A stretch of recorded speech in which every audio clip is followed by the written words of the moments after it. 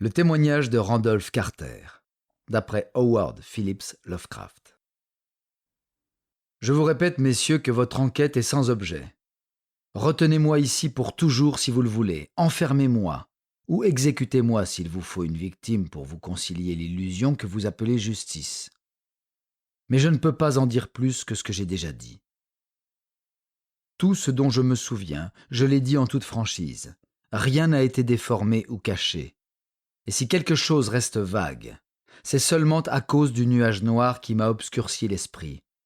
Ce nuage est la nature nébuleuse des horreurs qui l'ont amené sur moi. Je le dis à nouveau, je ne sais pas ce qu'il est advenu de Harley Warren, bien que je pense, j'espère plutôt, qu'il repose dans un oubli paisible, s'il existe encore quelque part une chose aussi bénie. Il est vrai que j'ai été pendant 5 ans son ami le plus proche, et que j'ai, en partie, partagé ses terribles recherches sur l'inconnu.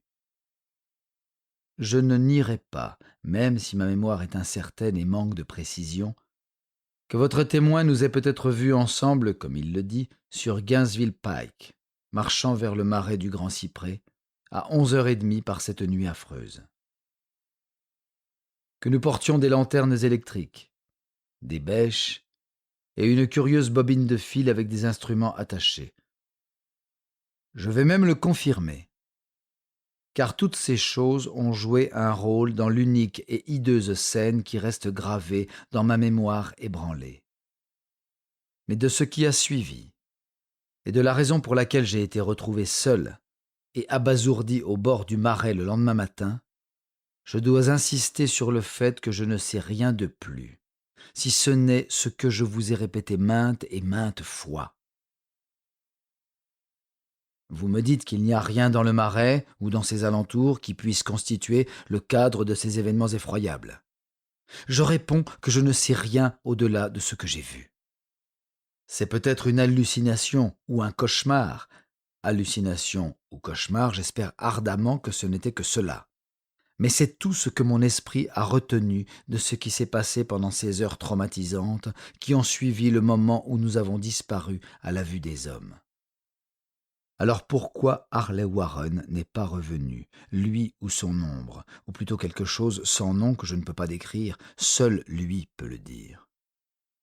Comme je l'ai déjà dit, les études étranges de Harley Warren m'étaient bien connues, et dans une certaine mesure partagées par moi. De sa vaste collection d'étranges livres rares sur des sujets interdits, j'ai lu tous ceux qui sont écrits dans les langues que je maîtrise. Mais ils sont peu nombreux en comparaison de ceux en langue que je ne comprends pas. La plupart, je crois, sont en arabe.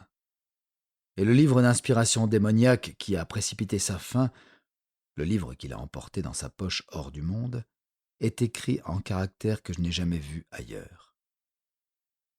Warren ne m'a jamais dit ce qu'il y avait exactement dans ce livre. Quant à la nature de nos études, dois-je répéter que je ne suis pas bien sûr d'en avoir une totale compréhension ? Il me semble que c'est plutôt une bénédiction que je n'en ai pas été capable, car c'était de terribles recherches que je poursuivais plus par fascination réticente que par inclination réelle. Warren m'a toujours dominé, et parfois je le craignais. Je me souviens à quel point je frissonnais devant l'expression de son visage, la nuit, précédant l'épouvantable événement, quand il parlait continuellement de sa théorie. Pourquoi certains cadavres ne se décomposent jamais, mais restent fermes et gras dans leur tombe pendant 1000 ans ? Mais je ne le crains plus maintenant, car je soupçonne qu'il a connu des horreurs dépassant mon entendement. Maintenant, je crains pour lui. Une fois de plus, je déclare que je n'avais aucune idée précise de notre objectif cette nuit-là.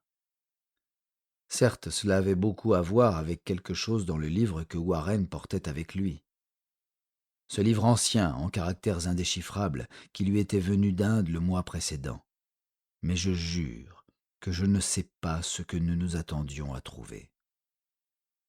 Votre témoin dit qu'il nous a vus à 11h30, sur Gainesville Pike, nous dirigeant vers le marais du Grand Cyprès. C'est probablement vrai, mais je n'en ai pas de souvenir bien net. Nous espérons que vous avez apprécié cet aperçu. Pour continuer à écouter ce livre audio sur Google Play Livres, utilisez le lien dans la description de la vidéo.